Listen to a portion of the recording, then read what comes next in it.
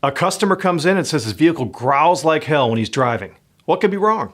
We're going to find out next on Talking Parts.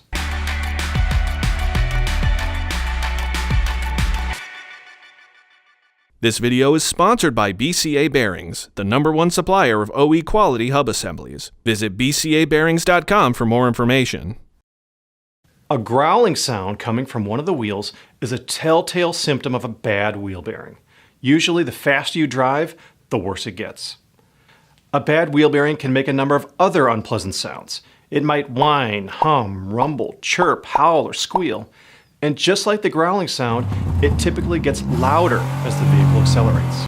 Also, if the noise changes when you turn the steering wheel, that's another indication that it's a bad wheel bearing. Another sure sign of a bad wheel bearing is noticeable play in the tire in both directions. If there's no movement in the tie rod or the upper and lower ball joints, but there's play in the tire, there's a good chance you have a bad wheel bearing.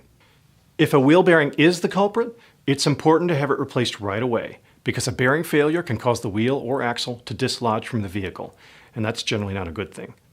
I'm Josh Cable. Thanks for watching.